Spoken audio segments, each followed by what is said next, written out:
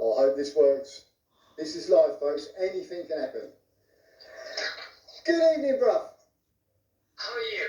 Very well, sir. I'm just going to introduce you, sir, and then I'm going to put you in front of the camera so everyone can see you. Ladies and gentlemen, we had the privilege tonight to have one of the most, well, he knows more about racing than anybody. He's been TV presenting for 50 years this year, and he also was a jockey and rode over 100 winners. Ladies and gentlemen, it's Mr. Brough Scott. Well, it's very nice to be here with you, Gary. Yeah, well, thank you for joining us, Brough. It's a pleasure, and it's a pleasure meeting you at Gary Moore's stable. You was there for your second stint for Bob Champion. He done amazing, didn't he, Brough? Well, it's splendid because he's, again, when you think it's 40 years since Old and Easy, and before that, 18 months before that, I mean, I was quite a good pal of his, and am still. I mean, we really thought he was going to die. Forget about ever riding again. No one thought he'd ride again. No. I think he won the Grand National was a joke. And then only a bit more than the year before, All the Easy broke down again. So there was no chance of All the Easy with the Grand National anyway. No. For the two of them to win was 1,000,000 to 1, really. Unbelievable. And for him, raising money for his charity is very fantastic. Brilliant, fantastic. Well, you started your career, you was a jockey then. Not many people are going to know this, but you was a jockey, you rode over 100 winners. What was your favourite moment as a jockey, Brough? I think winning the Imperial Cup at Sandown, which in those days, was the Saturday before Cheltenham, it's still a reasonable race, but it was a very big handicap in those days. It was sort of probably second to what we call the Schweppes, and now it was the Gold Trophy in Newbury. It was a really big competitive handicap, and it was a horse who only run twice, and he was a novice. And I'd broken my arm, and it was only 2 rides back from I'd ridden the day before, 2 days before, and he was favourite. And I mean, basically, it was obviously looking back on it, a question whether I mess it up. But he was also much the best horse in the race, but he was very inexperienced. And he dropped out last in a big handicap field. And the most beautiful thing for a jockey always is that behind horses know you've got more horse than the others have. Yeah. Therefore, what you've got to do is to put the knife in at the right moment.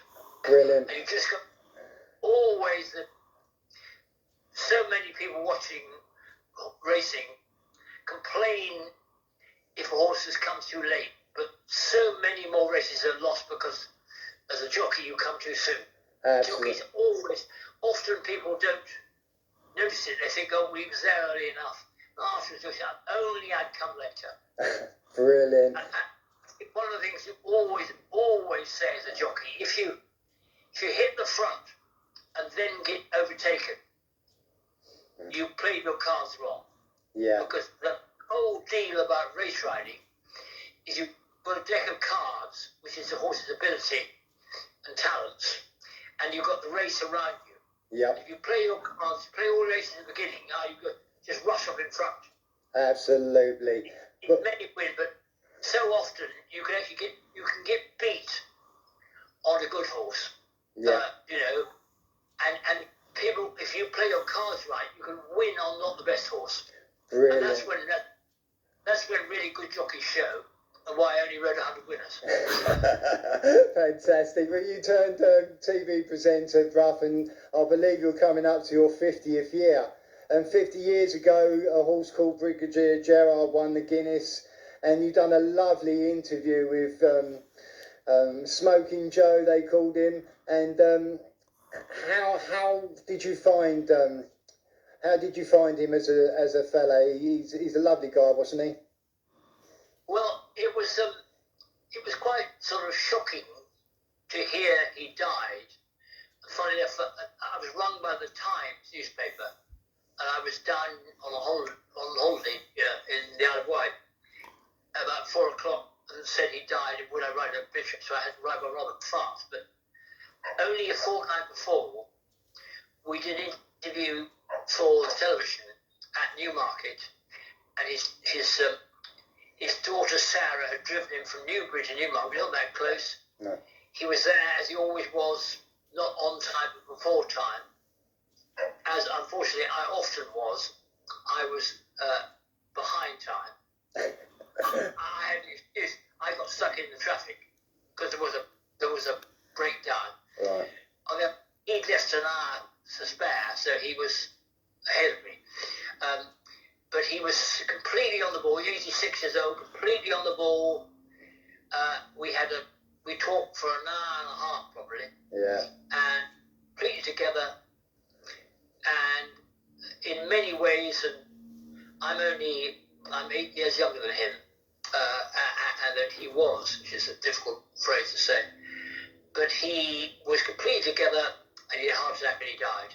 Oh. And when the time comes, and it'll come, the one thing I know it'll come, I hope it takes me as quick, but I do hope I can do a few more years yet. Oh, absolutely, mate. You've been around quite a few times. Who's your favourite person you've actually interviewed? You know, you've interviewed great people like the Lester Pigotts, the Willie Carsons. Which one sort of sticks out in your mind at the moment that you think, that was fun? Well, of course, the most fascinating was, and probably always will be, Lester Piggott, because he was such a complete one-off. Yeah. I mean, there never has and never will be anyone like Lester Piggott, because he completely, I mean, today's generation won't realise it, but he completely, to a fault really, dominated the game. Mm-hmm. And, you know, for good and bad, because, you know, he was such a talent and such a personality that he sort of dominated it all. And he also ruined a whole generation of jockeys because they tried to imitate him. Right. And he was a complete one-off. And his actual mechanics, he was in those days quite tall for a jockey, but he rode very short. Mm-hmm. And they tried to ride like him. And they imitated what they could see. But he could get away with his mechanics because he had such extraordinary, he had two quite unique gifts. One was the innate understanding of racehorses and what they would and wouldn't do beneath him. And the second was his will to win. He was, if he wanted to win, he would use every possible piece of his machinery, mentally, physically, anything else. And he was a force that was way beyond anything else has been around. And I was his ghost. I mean, the first thing I did when I stopped riding is I got a column for the Evening Standard, and after a year, the guy rang me up with some great news, and nobody in those days, there was no such thing as ghosted columns. Everybody has a column now. Yeah. In fact, I was writing a column for the Observer when I turned professional, and they wouldn't let me write a column in the Observer, even though I was writing myself. They were ghosted because bookies can't write columns. Wow. That's 19. Wow. Let's bring you up to date then, Brough. Who's your favourite jockey now? Who do you like in style and everything else? Who sticks out for you as your favourite jockey at the present time? Well, it's obviously the Flat and Jumps. Flat, the master of it all at the moment is run, or mentally and mechanically everything else. Holly Doyle is an exceptional talent in her own way and unique in what she's doing. I remember she reminded me of Bill Shoemaker because she's very, very small and she has a will around her, but she's got quite a touch of Willie Carson about her. She's 8 stone. And actually her partner, Tom Marquand, is very talented. Yeah. And very technically. But again, I think it's a very good bunch of young flat race jockeys. Jump racing, it's been a problem. The two of the greatest jockeys who've ever lived, probably the best two jump jockeys that have ever lived, were A.P. McCoy and Ruby Walsh. Yeah. And them leaving has left a bit of a gap. The other people beneath them, Richard Johnson's retired now, are coming through, and you know that it's very hard for them to measure up, and quite a few are sort of challenging, but no one's yet announced themselves. No. And if you've been as I have, if somebody comes through, they have to really announce themselves. You can't just be quite good. No. When McCoy came through, he was there straight away. When Skeetermore came through, he was there. When Frankham was there, they were quite always. Everyone knew around them. Yeah. Exceptional people around them knows exceptional talent. Absolutely. And there isn't anybody yet who's shown that. They may be. Some people are slow burners. Willie Carson was a slow burner, but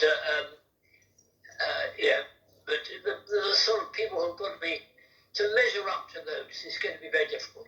They won't measure up, but they were beyond, I believe, anybody who's gone before in a different way. Walsh and McCoy, to have them together, was something race fans need to remember and treasure.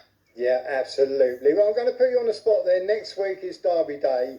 Have you got a horse that, I know we're a week away, is there a horse that we should be looking out for at the moment?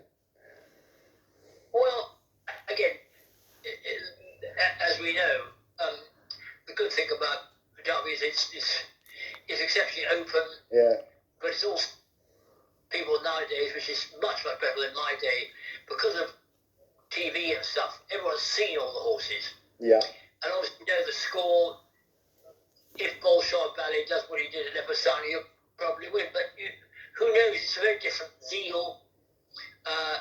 The horses are much less exposed than they were. I like working backwards. If on the Sunday morning you read that X and Y or Z won it, would you be that surprised? Right. And you really be a lot of horses. You know, the two Godolphin horses, Hurricane, Laura it was called, and the one ruler, they both could eat. If you read they won. On Tuesday I'm going to see, because it's 50 years since Ian Balding, Kingsclear won the Derby with Mill Reef. Right. And they've got youth spirit as an outsider. You know, I'm just going to go down because I'm going to do something about for the Times. Wow. And I think that one of these, an outsider each way is probably what you ought to do. There's plenty of them, really, you can take a view on. Brilliant. And I would not get bowled over by anything, because everyone knows there's no guaranteed form book. No. I mean, Max Swinney is clearly got basically the best form. He's won a Guinness. Yeah. And he won a Group 1 of the 2-year-olds. So that is, in basic historical terms, the best form. Brilliant. But whether he manages it again, who knows? But he's a tough and admirable horse, and I'm a great friend and supporter of his trainer, breeder, and everything else. But Jim Bolger. But 50 years since Mill Reef. I mean, none of these are anything within the stone of Mill Reef. Let's be clear about that. Yeah. Mill Reef won the Coventry Stake by 6 lengths. You know, the Gimcraft by 10 lengths. The Dewhurst by 4 lengths. You know, and after Derby, he won the Eclipse, the King George and the Ark.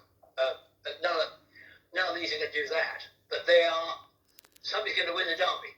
Absolutely. And everyone listening can pick their own this year. And I think every chance there'll be a long price. Yeah, absolutely. Each way horse. Absolutely. So you can all have your opinions. Absolutely. Brough, thank you so much for joining us. It's been an absolute privilege, Brough. And I hope you'll be at Sandown on June the 12th, because that'll be my first day out on the race course since lockdown, and it'd be lovely to come and say hello. But Brough, it's been an absolute pleasure, mate. You're an absolute superstar for joining us, and everyone's putting up thumbs and hearts and thanking for you coming on and joining us on our 57th charity race night. And yet again, Brough, thanks for your time, fella, and hope we'll catch up soon. No thanks to me. Remember, racing belongs to you. It belongs to everyone who enjoys it. And it's great to do this with you. Thank you very much. Cheers, buddy. Bye-bye. What a superstar. Garrett, can we just clear something up? Right.